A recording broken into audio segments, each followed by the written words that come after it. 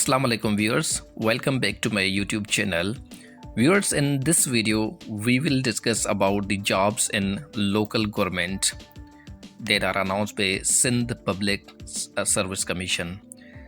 Viewers total 1280 post हैं और इस वीडियो में हम पूरी डिटेल में डिस्कस करेंगे कि कौन सी पोस्ट हैं और वो एग्ज़ाम कब होगा, उसका पैटर्न क्या होगा, पासिंग मार्क्स क्या होंगी, वो रिटन एग्ज़ाम होगा या MCQs होगा.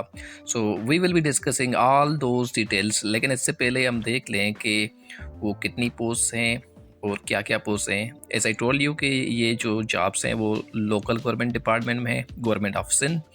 तो सबसे पहले म्यूनसिपल ऑफिसर्स जो BPS 17 है उसकी 465 पोस्ट हैं, जिसमें कोई भी ग्रेजुएट हो किसी भी यूनिवर्सिटी से वो अप्लाई कर सकता है, एटलीस्ट सेकेंड डिवीजन होनी चाहिए. देन टाउन ऑफिसर BPS 16 इसकी 698 पोस्ट हैं. Then assistant account officer BPS 16 इसकी 117 पोस्ट हैं और इसके लिए लाजमी है कि आपका जो एकेडमिक बैकग्राउंड है वो या तो BCom होना चाहिए या BBA. अच्छा, now we are going to discuss कि इसका सिलेबस क्या है, स्कोप क्या है और एग्ज़ाम का जो पैटर्न है वो क्या होगा. इसकी डिटेल जो है सिंध पब्लिक सर्विस कमीशन ने अपने नोटिफिकेशन के थ्रू पहले ही बता दी है कि जो एग्ज़ाम है लोकल गवर्नमेंट डिपार्टमेंट का, जो different post municipal officer, town officer और असिस्टेंट अकाउंट ऑफिसर्स, ये एग्ज़ाम जो होगा वो MCQs टाइप होगा, जिसमें general English 20% and general knowledge जिसमें current affairs, Pakistan affairs and everyday science हो गई, वो 80% होगा. तो अब हम इनको बड़ी डिटेल में जो है ना आगे डिस्कस करते हैं कि इनमें कौन से एरियाज़ हैं जो हमें पढ़ने चाहिए. First of all, municipal and town officers के लिए जो जनरल इंग्लिश है वो 20% है and general knowledge that is 80%. And remember, जो पेपर होगा वो MCQs टाइप होगा और एक ही पेपर होगा. Now let's discuss these things in detail के जनरल इंग्लिश में क्या क्या हमें पढ़ना चाहिए, कौन से एरियाज़ हैं जो मोस्ट इम्पॉर्टेंट हैं from exams point of view, और जो ट्रेडिशन भी रहा है सिंध पब्लिक सर्विस कमीशन का. तो उसमें मैंने तकरीबन 10 जो डिफरेंट एरियाज़ हैं जो मेरी नज़र में वेरी इम्पॉर्टेंट है, तो उन पे हमें फोकस करना चाहिए. सबसे पहले वोकेबुलरी, जैसे कि आई गेस कि the paper will contain 100 marks और 100 में से 20 सवाल जो है वो इंग्लिश के होंगे और उन 20 में से आई बिलीव कि 4 से 8 सवाल वोकेब के होंगे. सो you must have a look on the words with similar meanings and the words with opposite meaning. और उसके अलावा एक्टिव एंड पैसिव वॉइस, इसको भी बड़े डेप्थ में आप देख लें. Then another important area is direct and indirect speech. इसमें से भी हमेशा सिंध पब्लिक सर्विस कमीशन के एग्ज़ाम में क्वेश्चंस आते हैं. Then analogy is another important area जिस पे फोकस करना चाहिए. सेंटेंस करेक्शन, जिसमें आपको सेंटेंसेस दिए जाएंगे, उसमें one of the parts of the sentence will be incorrect which you have to find out. Then the very important prepositions. तो आप preposition की जो lists हैं उनको आप देख लें एंड यूजेज वो कैसे यूज़ होते हैं in different places.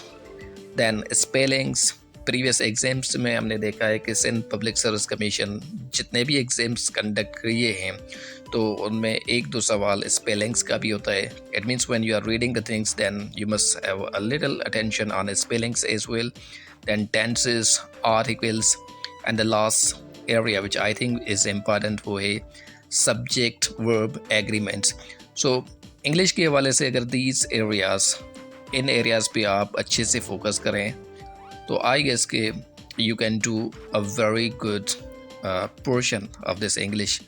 Then now let's discuss कि जनरल नॉलेज, वो भी नोटिफिकेशन के through Sindh public service commission वालों ने खुद ही बता दिया है कि जनरल नॉलेज में क्या होगा. That is current affairs, Pakistan affairs and everyday science. Now let's discuss in detail कि जनरल नॉलेज को हम डिटेल में कौन से एरियाज़ हैं जिन पे हमें फोकस करना चाहिए. तो हिस्टोरिकली जितने भी इनके एग्ज़ाम को मैंने एनालाइज़ किया तो ये तकरीबन 15 डिफरेंट एरियाज़ हैं जो मैंने हाईलाइट किए हैं। And when you are preparing for the post of municipal officer और town officer, your focus should be on these areas, क्योंकि ये आपके पेपर का 80% पोर्शन है। इट मीन्स आपकी तैयारी का जो 80% टाइम है वो भी इसी जो है ना एरिया पे होना चाहिए। So the first is the thorough study of geography of Sindh. मैंने प्रीवियस वीडियोस में भी कहा है कि सिंध पब्लिक सर्विस कमीशन वाले अपने पेपर के अंदर सिंध से रिलेटेड क्वेश्चंस ज़रूर पूछते हैं। इट मीन्स के उनके जितने डिस्ट्रिक्ट्स हैं उनकी हिस्टोरिकल इम्पॉर्टेंस या जितनी फेमस हिस्टोरिकल प्लेसेस हैं, famous places and historical places उनका आपको पता होना चाहिए। मॉस्क, टेम्पल्स एक्सेट्रा, पार्क्स, तो इनका आपको पता होना चाहिए। And the third is Pakistan affairs with focus on pre partition. तो पाकिस्तान अफेयर आपको अच्छे से पढ़ना चाहिए, लेकिन आपका जो फोकस होना चाहिए वो प्री पार्टीशन, लेकिन पार्टीशन 1947 से पहले। इट मीन्स जो पाकिस्तान बनने में जो मूवमेंट्स थी उन पे फोकस होना चाहिए। यहाँ से क्वेश्चन ज़रूर पूछते हैं। देन इंडो पाक इश्यूज़, इस पे फोकस होना चाहिए कि पाकिस्तान और इंडिया के दरमियान जो इश्यूज़ हैं वो कौन से हैं, उनकी आपको डेप्थ में नॉलेज होनी चाहिए। Then chronological history of Pakistan, number 6 पे मैंने रखा है the geography of Pakistan. This is very important, आपको पता होना चाहिए the bordering countries, their lands और माउंटेन रेंजेस वगैरह, इसमें सारा कुछ आ जाता है, तो इस पे भी जो है ना आपका फोकस होना चाहिए। दैन फेमस पर्सनैलिटीज़, और इसमें फेमस पर्सनैलिटीज़ के अंदर नेशनल पर्सनैलिटीज़ एंड इंटरनेशनल, उनका आपको पता होना चाहिए। Inventions and discoveries, this is another important area. Honours and awards, जो अवार्ड्स होते हैं, ऑस्कर अवार्ड्स या नोबेल प्राइज़ वगैरह, इनकी आपको थोड़ी बहुत नॉलेज होनी चाहिए। स्पेशली जो करंट ईयर के होते हैं उन पर you must get the knowledge of that.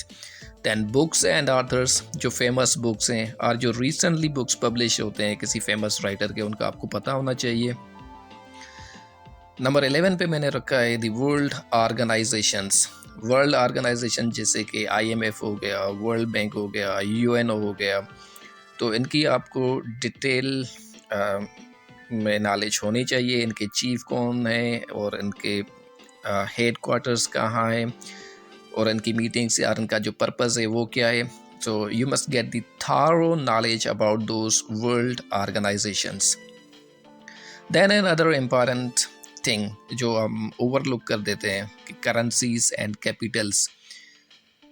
जब भी सिंध पब्लिक सर्विस कमीशन के अंदर जो पेपर 50 मार्क्स के ऊपर का होता है, तो if you go through the pass papers you will find के तो तकरीबन 2 सवाल करेंसीज और 2 सवाल कैपिटल्स पे पूछते हैं।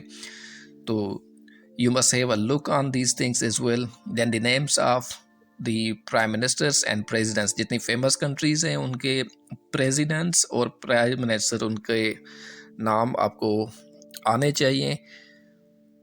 Then the federal and provincial cabinet, Pakistan के अंदर जो फेडरल कैबिनेट है और वो जो प्रोविंशनल कैबिनेट है उनका भी आपको पता होना चाहिए। जो chief ministers, governors, state bank का गवर्नर एक्सेट्रा, ये सारी चीज़ें जो करंट से रिलेटेड हैं इनका आपको पता होना चाहिए।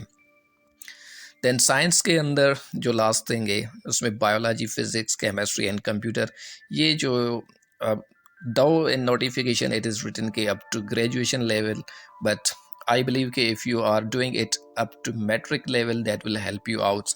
So ये कुछ एरियाज़ हैं जनरल नॉलेज के, और इंग्लिश की मैंने आपको पहले ही बताया कि if you focus on these things कि that will help you to qualify your exam. अच्छा, अब बात करते हैं असिस्टेंट अकाउंट ऑफिसर। इसमें थोड़ा सा सिलेबस जो है डिफरेंट है। इंग्लिश 20% वो सेम है, बाकी जो है वो 80% वो है प्रोफेशनल। इट मीन्स जो इसमें सवाल पूछे जाएंगे वो जनरल नॉलेज के नहीं होंगे, बट वो सवाल होंगे BCom से और BBA, जो इट मीन्स कि जो आपकी रेलेवेंट डिग्री है, सवाल भी आपको वहाँ से ही किए जाएंगे। और थैंक यू वेरी मच। और ये कुछ चीज़ें थी जो मैंने आपके साथ शेयर की। अगर आप इन पे फोकस करें तो you will achieve success, and good luck for your exams. Thank you very much for watching this, and don't forget to share this video with your other friends. Thank you very much.